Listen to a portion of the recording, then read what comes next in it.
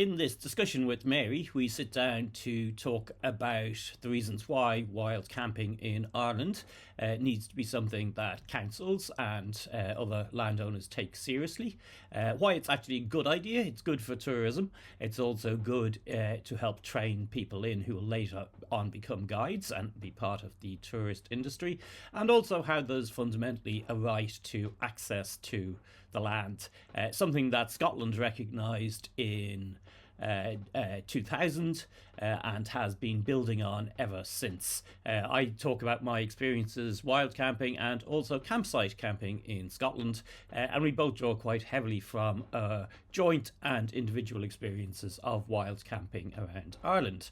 I hope you find this interview useful.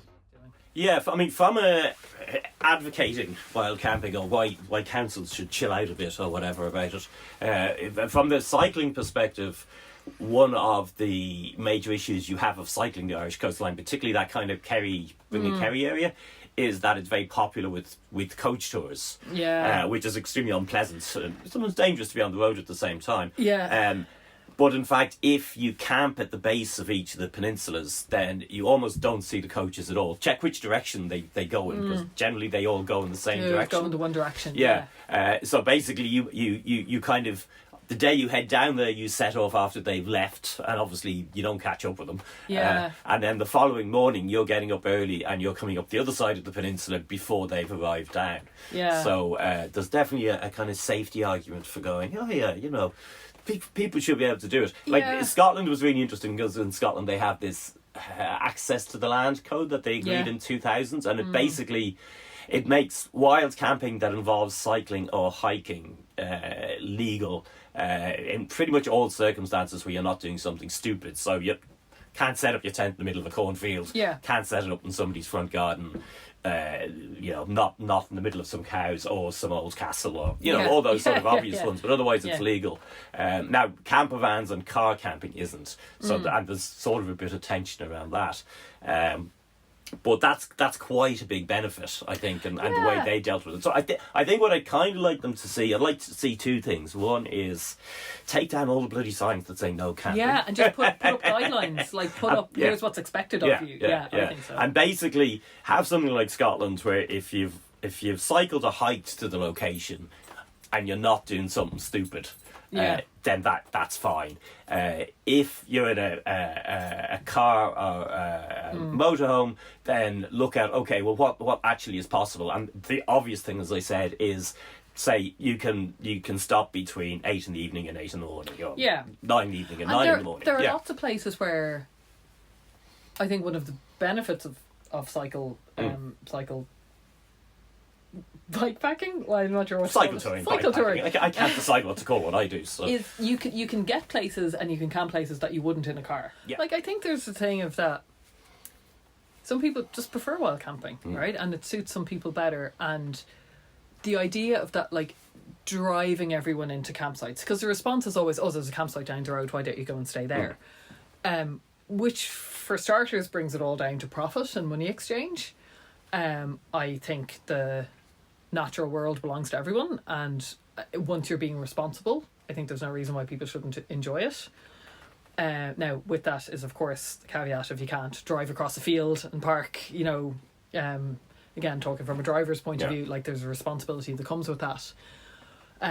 But I definitely think accepting, it's a thing that people do. It's a thing that some people would choose to do over staying in a campsite. So in those spots where, like along the beaches or certain areas, whatever, that aren't private property. I think this is the other thing in Ireland. People get so tied up about private property. It's like, of course you shouldn't camp on somebody's land if you don't have permission. Like, that kind of goes without saying. Again, is that a thing that people do? I'm not sure it's... Well, of course, in Scotland you can. This is the thing. But I think part of the reason that it was relatively straightforward bringing that law in Scotland was that an awful lot of Scotland is still owned by big estates. Yes, and it's such vast, So anyway, I'm not sure how much of an issue I think it would be an issue here. That would be... I mean, it's an issue with hiking, for sure. Like, that's what I was going to say, that I think that the problem at the moment with access to the outdoors and Ireland is it's ended up in this relatively not necessarily hostile, because a lot of farmers are actually not particularly negative about it, but it's this messy situation with insurance and responsibility, and nobody's really doing much about it. So part of the thing they did in Scotland is they rolled out an education program, and they created, I don't know if they're paid or not, I think they are paid in some places, a role of rangers. So basically the rangers are local people whose job it is to turn up and tell people to cop on and give them a leaflet about why they shouldn't be doing what they're doing, that sort of thing. You know, they don't have the I don't think they even necessarily have the power to move people on as such, but it obviously makes a difference if you have somebody who's, you know, going to turn up and go, come on lads, you can't be lighting the fire there, and here's why as well. Like I think things that would be sensible to do is, like you were saying, take down the no camping signs and put, unless it's a place for, so if you see a no camping sign, you're like, okay, that is genuinely means no camping. Because Cohen, you just ignore them. You just see them everywhere, so you just presume there's no legitimacy. Whether there's 1 or 12, it doesn't really matter, you know. And then put up a series of guidelines instead, like what's expected. Leave the toilets open, for the love of God. Like, it's just a pointless exercise to me. And in Scotland, because a lot of the toilets in Scotland are funded by community groups, actually, and so they'll have an honesty box or whatever else, you know. But so. I think, you know, and having toilets closed cuts camping off to a lot of people. Anyone who might have kids with them, to people with any gastrointestinal issues, to anyone who's pregnant. Like, it's having access to a toilet is important in all those circumstances. And it's like, if the toilets aren't there, that's a different thing, but if they are and they're being closed, that's a, you know, so I think that should and they come in and clean them and open them the next morning anyway, so it's not actually adding any work. So I think that would be really good to see, and also I think more kind of middle of the range, practical, low key campsites, not the big commercial type campsites. So something where maybe it's a $5, and it's very functional and very basic. I don't know necessarily how that would work. Well, I mean, like you get in loads of countries. That's what I was about to say. Like France or Spain have municipal campsites that are run by the local council. You know, maybe a tenner rather than a $5. $5 might be a bit ambitious, given that there will be some costs. I think anything up to €10 or €12 is reasonable. And are basic, but actually they're not that basic. Like, in fact, because quite often what they'll do is they'll put them next to the municipal sports centre and swimming pool, and you can if you're in the campsite, you can use those as part of it. So a lot of them are pretty good. And then the other thing they have is airs, which are basically, a lot of the towns will have a car park that's designated for camper vans, and they won't have much in the way of facilities apart from some maybe empty toilets. I've heard more of pubs doing that, and that's happening a bit now. And the understanding is, well, you come in, buy a couple of pints, or buy again, which 9 times out of 10 people would anyway. So I think that's a really good compromise. And I presume the pub has a, you know, after 9 o'clock kind of rule, so it's not taking parking away from other customers or whatever. I think things like that are really good solutions. Or a farmer maybe offering up its field, and again somewhere maybe for like toilet disposal or whatever. I think they're all sensible things. But I think the frustrating thing in Ireland is everything seems to be about profit or private ownership. And the idea of someone getting something for free seems to just be like, and I think that's a lot of where the anti-wild camping sentiment comes from. Is like, that kind of racism against travellers. Completely, because it's like, what's the, you know, no overnight parking? You know, what's what's the insinuation there? So it's definitely. That's definitely it's particularly noticeable. The vicinity of Croagh Patrick has got everything is blocked off with boulders and really low bars. Really low bars. No, that's true. It's very noticeable around there. And just a general like, you can't be getting anything for free. And again, when you read the kind of the criticisms of it, it's just like, well, there's a campsite down the road. So I think that mentality would have to come from councils. I mean, I'm not sure if most councils have the drive to do that. It also wouldn't cost much at all. So I think it's like accepting that it's happening, making those spots that are popular more, just adding in a few practical changes, like I was saying with Hookhead, like stick an outside tap on the outside wall so people don't have to go into the lighthouse to get to get water and put an honesty box beside it or something, you know. A few more bins never does any harm. In general, that's not just for camping. A few more. Ireland has a bin issue, which I've learnt more of since I've had a dog. There's never a bin when you need one. And more of those kind of middle of the road municipal type campsites, I think would, again, if you're someone you're easing your way into this, those kind of campsites would be an ideal kind of stepping stone. You're starting to hear more of like bothies. That is starting to happen certain routes, and I think that's a really good, particularly for long distance hikers. I think bothies are a really good solution, a really good fallback. Again, it's Ireland, you can get really easily caught in the weather. And I think that, and again, it's going to this tradition. Like the bothies are there for a reason. It's like, rather than like, people have always got out into nature and like staying in nature and spending time there. So embracing that rather than trying to cut it off to people or like push everything into private spaces for profit. I mean, I do think that's also part of the reason it's useful to understand the hostility in terms of that traditional racism towards Irish travellers, because that's partially with that conception of, oh, look at that lot of people getting something for nothing and maybe causing trouble. Background thing comes from. So, like, because I've been thinking about this, if you were to set up a campaign for the equivalent of the Scottish Access Code, this is what would be brought up. So you'd kind of need to try and get the Irish traveller organisations involved as part of that from the start. Like, it's an interesting set of challenge in terms of farmers and the way farmers sometimes feel put upon and all these different groups. But I'm not sure it's in any way impossible. And also, like, there's a lot of benefits both in terms of, because one of the things we want to do as a planet is encourage people to do less impactful tourism. So part of the reason I did the cycle touring was I was able to take long periods off work and I didn't want to end up flying all over the shop. And the thing is, like, if you're on a bicycle, you do pretty much zero impact. If you sit at home, you're probably doing more. But in order to encourage that, you then have to start dealing with all these different issues. Absolutely, and you have to, make all these. You have to work on accessibility, and like you have to make public transport better for people traveling with bikes, and and all of these pieces do have to fit together. And I think a lot of it would have to start with councils and council-owned land and that kind of thing. And there's and getting over the like, oh, but what about this? Is like, well, you have to start somewhere, and then if it's all, like it's like, and I remember having this conversation with someone when I was talking about, like this frustrating thing of public toilets being locked again, not just at beaches but like in cities, and they were like, but sure, that's just a homophobic approach to people will use the toilets for nefarious acts. I was like, God, is that still a mentality that exists? And they were like, well, I mean, clearly it does. I was like, okay,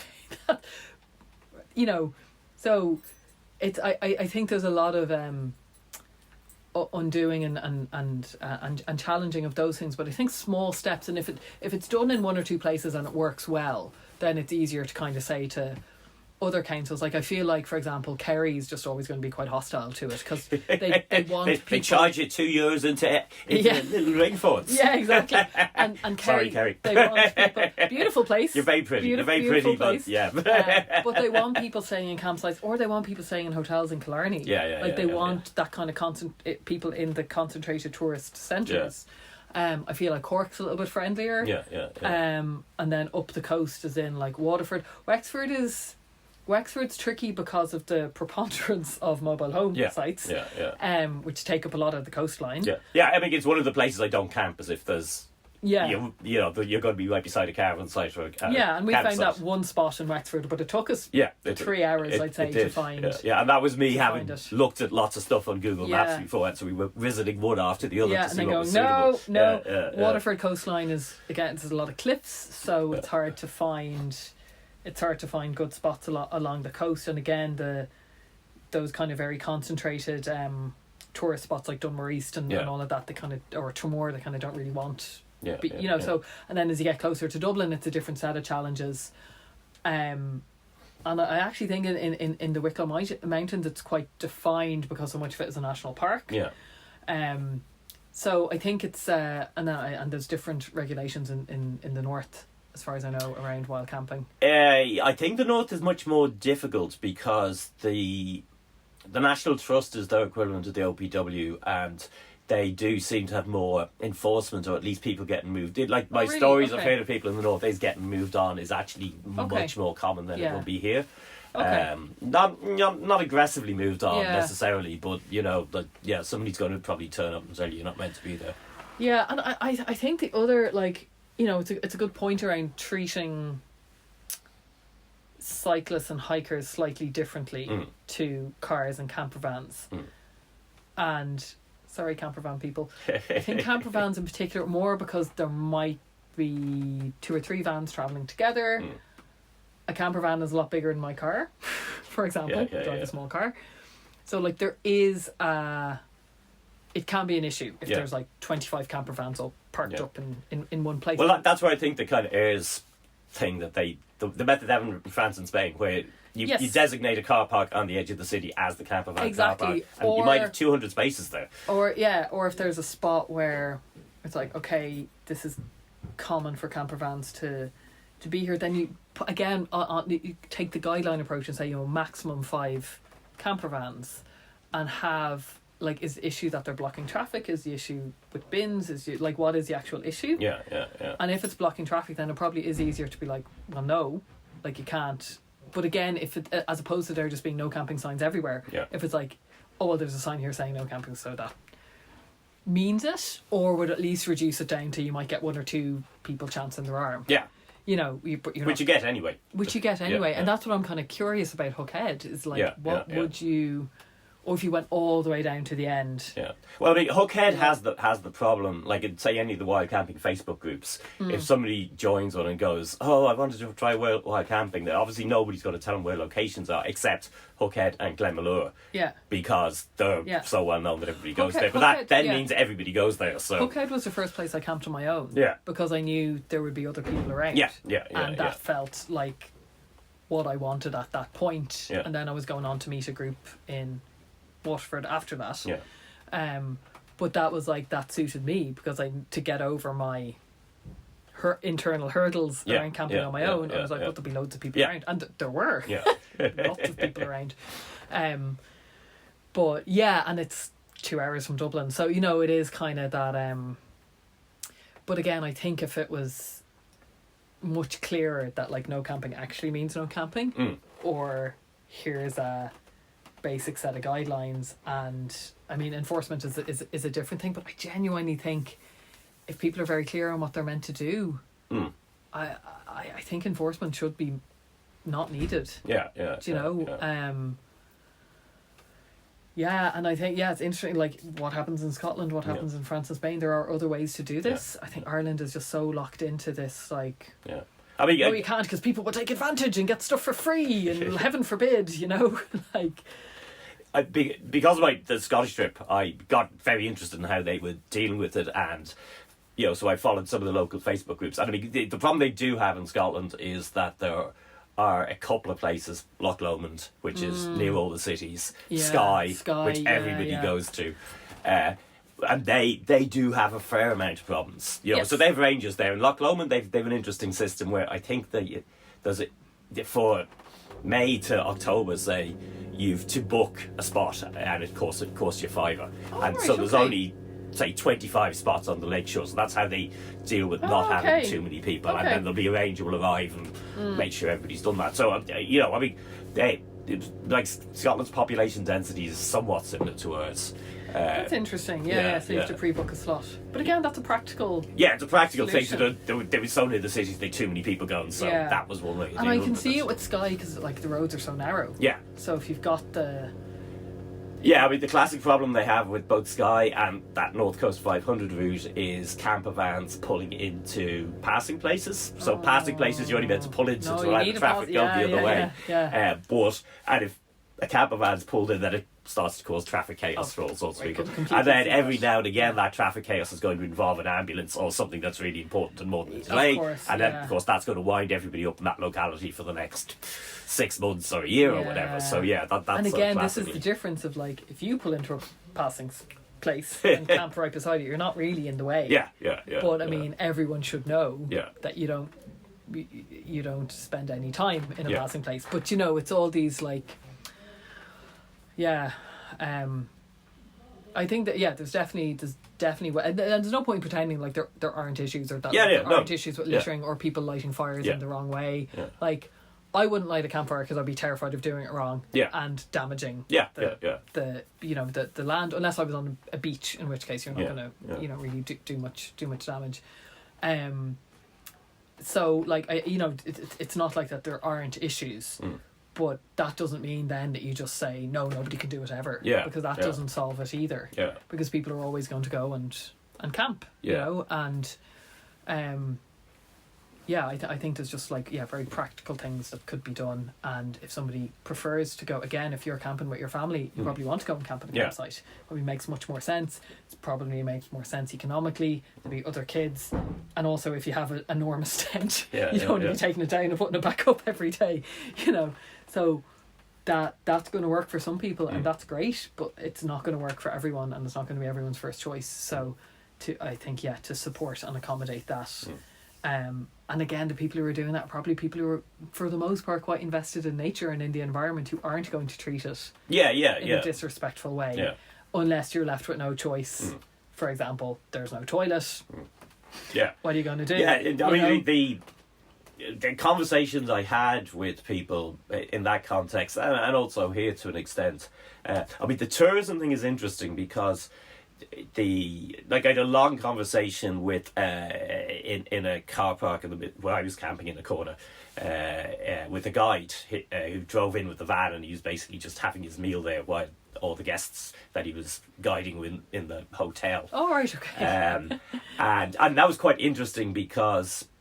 Where was this? In Scotland, part of the way up the north coast, because it was him in the van and another guy in the van, and I think they'd 6 guests, and they were doing some sort of long distance hike. So every day, one of them would go out and hike with the guests, and then the other one would drive all the bags, carry all the bags, and do all the rest. And I was thinking that must be serious money that you're paying if you're the guest, because you're paying for the hotels, you're paying the wages of 2 guys. You know, they've obviously got to be able to make money out of it.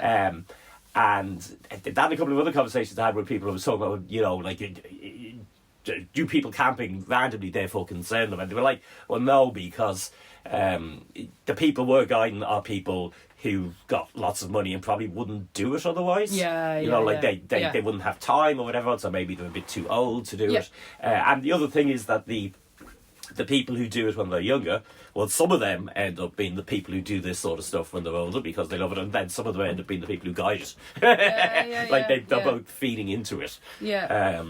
So, if you Google wild camping Colonsay, which is that small island I was on, you'll find they had a local council, which I think is everybody who lives on the island, basically meeting on it, and they did a survey of everybody who lived on the island and what people thought, and I think 80% of people were for responsible wild camping. There was only a tiny percentage against it, and from reading their comments on it, I had the impression there's 2 high-end hotels on the island, so I had the impression that maybe it was the people who own the hotels were the ones against it, and everybody else was like, fine, the people are sensible, it's grand. Because I mean, it's like, it's not a, you know, if it's like, okay, I'll camp for free, or I can spend 150 quid in a hotel. It's not, you know, it's not. That's like not even 150 quid you'd be spending. Okay, right. So it's, you know,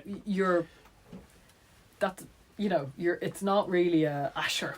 On a whim, I'll stay in the whatever expensive high end hotel. Because I remember that from walking the Camino, where like most of the albergue are anywhere between a £5 and a £10.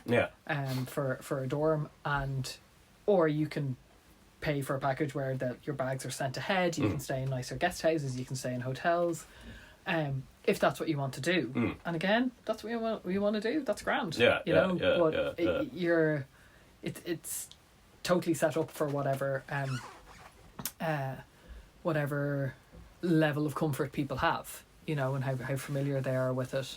But I think in Ireland now as well, there's more long distance hiking routes opening up. It's something they are pushing. And designed for people to camp on, like the Beara Way, because the Beara Peninsula is too remote. So it can't be like, oh, you stay at all these B&Bs. I think the Wicklow Way is the only one that's like set out for you to stay in B&Bs. Yeah, well, I think there's 3 bothies in the Wicklow Way now. Oh, is there? Yeah. There's one above Lara. Yeah. Anyway, I know, and there's someone as you're coming from Dublin to Wicklow in the Hills there as well. Yeah. So. Okay. Oh, nice. Yeah, yeah. But I think it's probably just because of where it is. Yeah, Like you're very much walking between towns, whereas Beara, I think, is yeah. There's not much down the there. wild, yeah. And the Kerry Way as well, I think, is, so they are those, which I think is great. Those long distance walking trails opening up more, which are built around the idea of people wild camping. And properly wild camping. So I think that's a real positive. So I think we just need to get the balance right with the coastline, I guess, is what we're really talking about. Is to accepting the fact that people camp along the coastline for a very short amount of time in the year,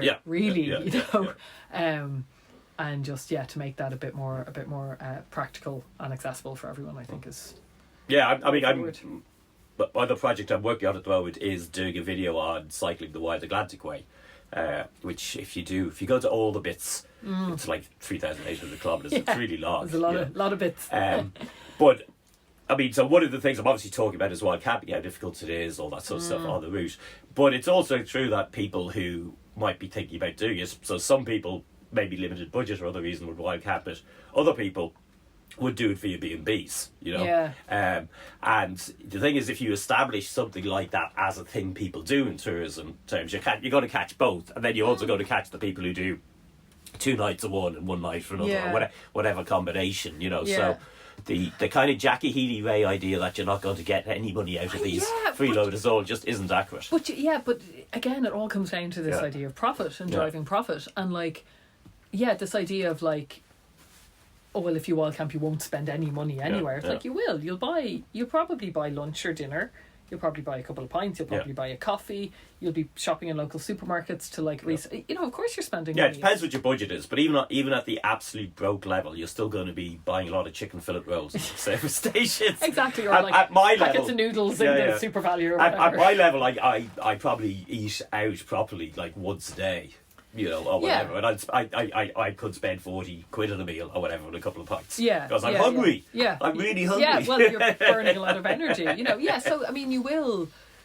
Yeah, of course, there's a sliding scale depending on your your budget. But again, that's a thing on the Camino, because again, people walk in the Camino, it's 6 or 7 weeks for the most part. So a pilgrim meal was certainly when I did it, €8 or €9. Yeah, and that was 3 courses and wine. I mean, it would kind of, sometimes your dessert was like a cornetto or something. Chicken fillet roll and coffee out of the machine for that price. Yeah, exactly. So, but it was all, because that's, if somebody's walking it for 6 weeks, they're on a budget. Or they're not, and in which case they're not buying pilgrim meals. They're staying in the nice hotels or guest houses and going to local restaurants or whatever. So, I think it's that, of course people will spend money, but it's the idea of, you have to force them to spend loads of money. We have to get away from that as a mindset. It just doesn't make any sense. And again, that's not the environment doesn't exist for people to make money from. It exists for people to be in and to enjoy. So I think it's challenging that mindset. And if people are irresponsible, then they're irresponsible. No, I think that would need to be tackled as part, things that's something that needs to be tackled anyway. But again, I think if it's very clear, because the line was oh no camping, fines just banning everything, or blah blah blah. I'd stick in a photo here of that, the signs they have in Waterford that are just these huge signs with 70 different things that are crossed out. No, you're looking at it dogs going, are banned. And you're looking at them going, what is that? That's a table piled with Ferrero Rocher or something. And banning dogs, banning bicycles, banning. Whereas if it's very clear, okay, this is genuinely a no camping spot, so if you camp here, you will be fined. That's what I mean about enforcement. I'm there would need to be some sort of a clear or if you litter, which I think is probably the bigger issue, is if you, now I don't know how you track that or whatever, but if you're caught littering, there's an on the spot fine of €100. And that's actually enforced. If it was enforced twice, it would get out very quickly and people would do it less. So, but right now when you're just well, I mean, I'm not going to get fined, so I'm going to bring my dog and my Ferrero Rocher and my skateboards and my 15 camper vans, so I think if it was much clearer what was expected and there was some sort of reasonable enforcement, again rooted in the community, I think, and people are very clear on what's expected of them, then if you get fined, that's really on you, you know. But I think for the most part, again, like I was saying, I think for the most part, people would be decent about things, you know, and yeah. That's the place to start from, anyway. Yeah, I think so. Yeah. All right, well, thank you. That's great. No, it was a good chat. Good chat. Get planning for next summer. So I hope you found a discussion of advocacy for wild camping in the Irish context useful. If you did, please do give the video a thumbs up so it reaches out to more people. In general, if you found this interesting, you may also be interested in following this channel. I'm focused on e-bike touring, but e-bike touring involves a lot of wild camping, both in Ireland and in other countries. So you'll be getting regular updates on that topic as well. I do hope to be bringing more specific videos on wild camping in the future, and in fairly short term sense I'm going to do one on how I locate probable spots using Google Maps and satellite view.